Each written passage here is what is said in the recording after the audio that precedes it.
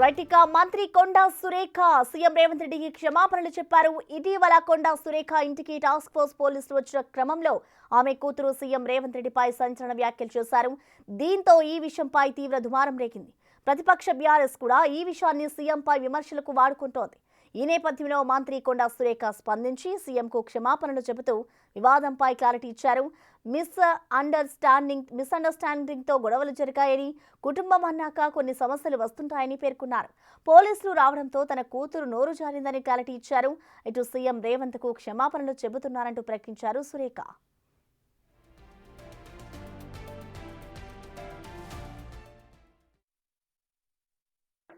అదంతా ఒక కాంగ్రెస్ కుటుంబంలో టీ కప్పులో తుఫాన్ లాగా మన కుటుంబాలలో గొడవలు వస్తాయి. అట్లనే కొన్ని మిస్అండర్స్టాండింగ్స్ వల్ల మాలో కూడా కొంత గొడవ రావడం జరిగింది. కుటుంబంలో వచ్చినట్టే మా పార్టీలో కూడా ఏదో మిస్అండర్స్టాండింగ్ తోటి కొన్ని గొడవలు రావడం జరిగింది.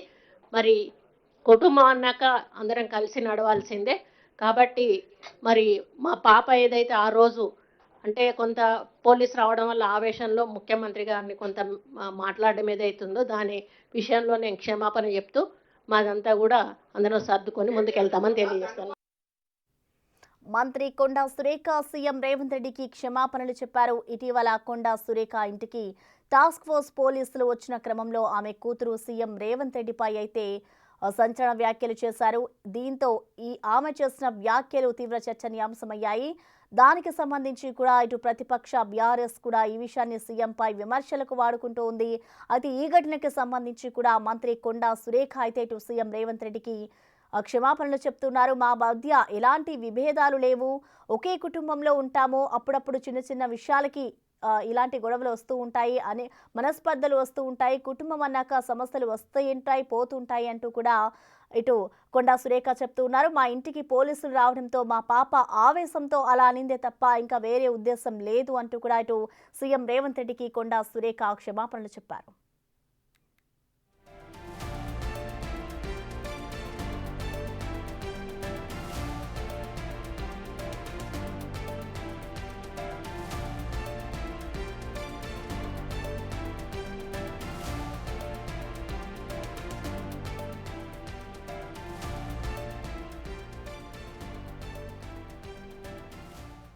దీనిపై పూర్తి సమాచారాన్ని మా అసోసియేట్ ఇన్పుటేటర్ నగేష్ మనకి అందుబాటులో ఉన్నారు. నగేష్, మనం చూస్తున్నాం ఏదైతే మన కొండా సురేఖ కుమార్తె ఇటు సీఎంకి సంబంధించి కూడా కొన్ని వ్యాఖ్యలు చేస్తుంది. సో ఆ వ్యాఖ్యలకు సంబంధించి ఇవాళ కొండా సురేఖ మొత్తానికి స్పందించారు.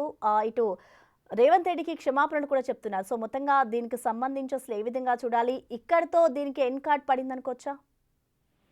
ఎండ్ కార్డు పడింది అని చెప్పే కొండే సురేఖ మంత్రి స్వయంగా తన నోటి నుంచే చెప్పింది. ఎందుకంటే క్యాబినెట్ సమావేశం తర్వాత కొండా సురేఖ కూడా పొంగులేటి శ్రీనివాసరెడ్డి, పొన్నం ప్రభాకర్, జూపల్లి కృష్ణారావు వీళ్ళందరితో పాటు క్యాబినెట్ ప్రెస్ మీట్ లో అంటే అక్కడ జరిగిన ఇష్యూస్ అన్నిటిపైన పొంగులేటి శ్రీనివాసరెడ్డి పూర్తి వివరాలను కూడా బయటకు చెప్పారు. ఈ క్రమంలోనే తదుపరి లిక్కర్ ఇష్యూకు సంబంధించి కూడా జూపల్లి కృష్ణారావు మాట్లాడారు. తన పైన వస్తున్న ఆరోపణలు, అలాగే తన పైన ఇష్టానుసారం సోషల్ మీడియాలో పెట్టిన పోస్టుల పైన కూడా తాను ఖచ్చితంగా వాళ్ళందరిపైన డిఫర్మేషన్ కేసు వేస్తా అని చెప్పి కూడా అక్కడ హెచ్చరించారు. తదుపరి చివర్లో కొండా సురేఖ మంత్రి కూడా స్పందించారు. అంటే మా ఇంటికి పోలీసులు రావడంతోనే మా పాప సుష్మిత ఆవేశంతో మాట్లాడిందని చెప్పి ఆమె మాటల్లోనే చెప్పారు. మా పాప సుష్మిత మాటలకు ముఖ్యమంత్రికి క్షమాపణ చెప్తున్నానని చెప్పి తన నోటితోనే చెప్పుకొచ్చారు. మా మధ్య ఎలాంటి విభేదాలు లేవు, అన్ని సమసిపోయాయి.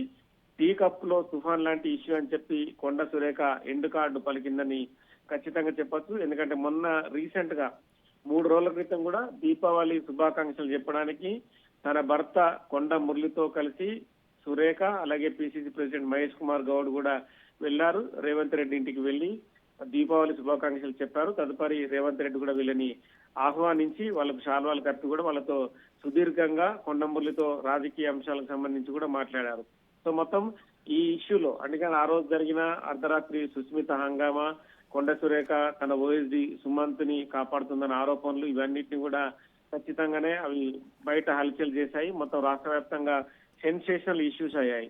కానీ కేబినెట్ మంత్రిగా ఉన్న కొండ సురేఖ వాటన్నిటిపైన మీనాక్షి నటరాజన్ తోని, పిసిసి ప్రెసిడెంట్ మహేష్ కుమార్ గౌడ్తోని వీళ్ళందరితోని సుదీర్ఘంగా చర్చించిన తర్వాత కొండ సురేఖ తన ఆవేశాన్ని తగ్గించుకున్నట్టుగా తెలుస్తుంది. మొత్తం ఓవరాల్ ఆ ఇష్యూలో కూడా జరిగిన అంశాలన్నింటినీ కూడా చర్చించుకున్న తర్వాతనే ప్రస్తుతం కొండ సురేఖ కేబినెట్ లోపల కూడా ముఖ్యమంత్రి సమక్షంలోనే మిగతా మంత్రుల సమక్షంలో కూడా చాలా క్లారిటీగా ఇదే అంశాన్ని చెప్పినట్టుగా తెలుస్తుంది. ఇదే అంశాన్ని కూడా బయట మీడియా ముఖంగా కూడా బయట కూడా వేరే రకాల ఆలోచనలు వేరే రకాల గాసిప్స్ రాకుండా కూడా డైరెక్ట్ గానే మీడియా ముఖంగా చెప్పడంతో ఈ విషయం సమసిపోయిందని చెప్పొచ్చు. రేపటి నుంచి కొండా సురేఖ యథావిధిగా తన కేబినెట్ కార్యకలాపాల్లో చురుగ్గా పాల్గొనే అవకాశం కనిపిస్తుంది.